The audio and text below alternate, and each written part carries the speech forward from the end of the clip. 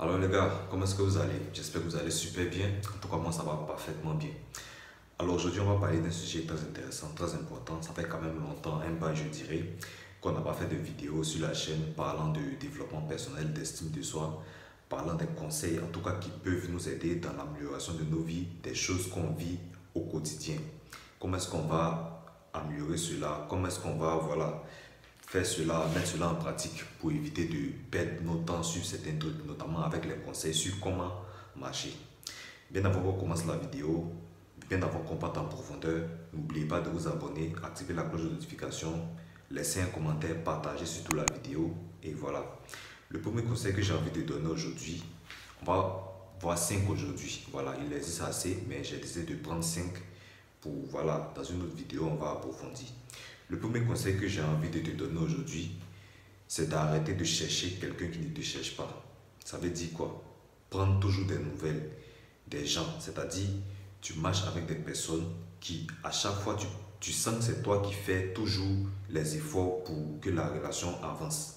Peu importe le type, qu'elle soit amoureuse, qu'elle soit amicale. C'est-à-dire la relation est unilatérale. C'est toujours toi qui écris en premier, c'est toujours toi qui appelle en premier, c'est toujours toi, en tout cas, qui fait tout en premier. C'est-à-dire la relation ne tient qu'à un fil. C'est toi, en fait, tu sens que tu forces en fait. Voilà. Est-ce que tu veux passer pour le désespéré, toujours dans cette relation-là, qu'elle soit, voilà, que tu sois dans le besoin ou pas, il faut te remettre en question. Donc, arrête de chercher quelqu'un qui ne te cherche pas. Montre aussi à cette personne que tu as de la valeur. Montre aussi à cette personne que tu mérites d'être cherché. Voilà. Le deuxième conseil, c'est d'arrêter de supplier. Voilà, arrêtez de supplier les personnes. Voilà, parce que c'est des personnes que vous suppliez en fait. Arrêtez de supplier des personnes qui ne vous montrent aucun intérêt, aucune valeur. D'abord, ici, je dirais, c'est en deux volets. Ok, il faut comprendre le contexte en fait. Ici, il faut savoir qu'il y a des personnes qui n'ont nécessairement pas votre temps en fait. Des personnes dont vous avez besoin, vous êtes dans le besoin. Ici, là, c'est un autre cas. Si vous savez que vous êtes dans le besoin, vraiment, c'est vraiment urgent. Il faut jouer le jeu en fait. Il faut aller dans son sens. Il faut le laisser gagner. Il faut faire semblant en fait, je veux dire. Ici, c'est un peu ça. Vous avez par exemple besoin d'argent, je dirais, pour régler quelque chose, un souci. Par exemple, un souci de maison ou un souci, bon, peu importe, je sais pas. Vous êtes dans un problème, vous êtes dans une situation à laquelle vous êtes en train de faire face. Et vous avez vu partout, c'est cette personne-là qui, voilà, qui peut vous aider en tout cas sur le plan vraiment financier. Vous savez que vous n'avez pas les moyens pour l'instant, mais vous êtes sûr que cette personne-là peut le faire. Mais cette personne n'a nécessairement pas le temps. C'est une personne, en tout cas c'est justifié. Ici, il faut insister. Ne restez pas là, donc bon, moi je suis quelqu'un pour mon ego, moi j'insiste pas, je supplie pas, parce que voilà, non, c'est pas ça.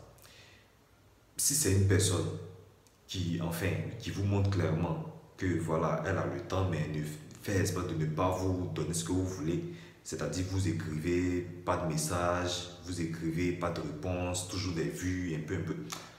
Oubliez ça, passez à autre chose. Donc, arrêtez de supplier en fait. Faut pas passer pour le désespéré dans la vie, afin voilà, pour ne pas se laisser mépriser, pour ne pas se faire mépriser pour rien en fait.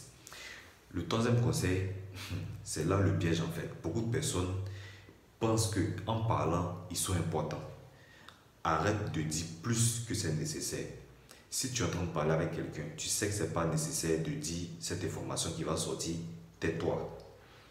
Ce n'est pas nécessaire en fait. Par exemple, cette personne te demande comment est-ce que tu t'appelles, où est-ce que tu vis, je m'appelle tant, je vis tant, l'année passée j'étais à Londres, l'année passée j'étais à Paris, l'année passée j'étais à Casablanca.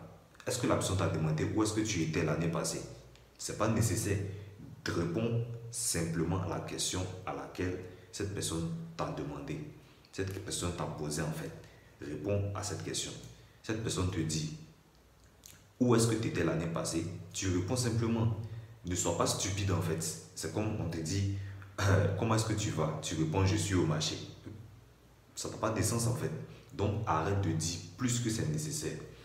Le quatrième conseil, quand quelqu'un te manque de respect, il faut affronter cette personne immédiatement. C'est-à-dire il faut régler ça très vite, très tôt. Si tu attends, ça prend du temps. la prochaine fois que cette personne refait la même chose et que tu vas vouloir régler, cette personne va prendre ça au sérieux. Mais si tu le fais immédiatement, cette personne saura. Tu ne me parles pas comme ça. D'accord? Tu ne me parles pas comme ça. Rectifie ça. Ressaisis-toi. J'ai pas vraiment aimé. Sur un ton ferme. J'insiste toujours là-dessus, en fait, la fermeté. J'ai fait une vidéo sur cette chaîne où je parlais d'apprendre à être ferme, en fait. D'ailleurs, le lien est dans la description. Allez visualiser ça. Ici, répondez fermement, sur le champ. Si vous savez que cette personne parle avec mépris, montrez en tout cas votre mécontentement, en fait.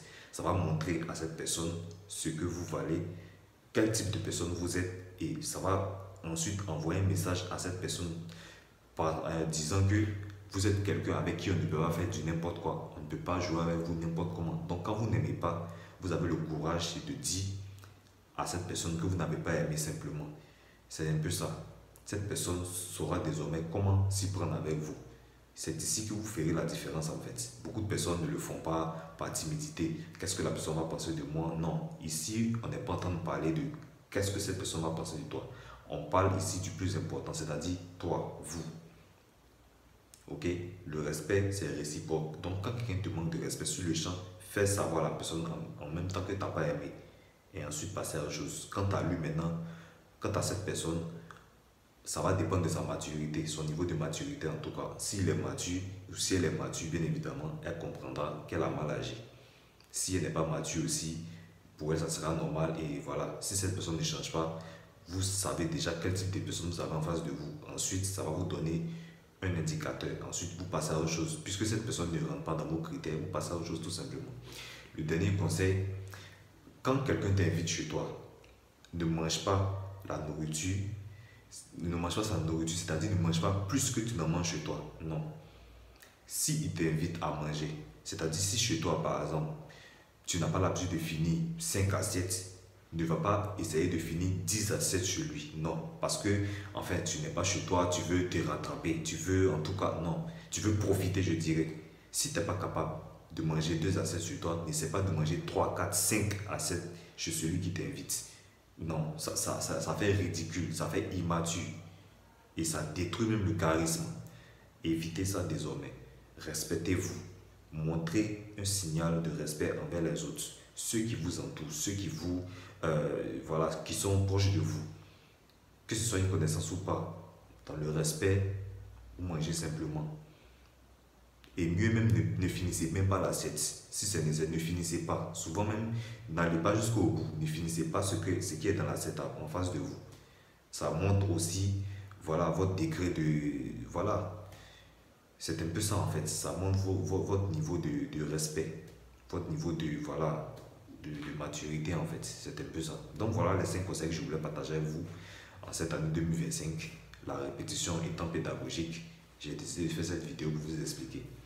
Et voilà, faites-moi savoir ce que vous en pensez en commentaire. On va approfondir la prochaine fois avec 5 nouveaux conseils par rapport à comment se comporter, comment se faire respecter tous les jours de notre vie. Merci à vous, on se dit à très vite pour une prochaine vidéo. Bye.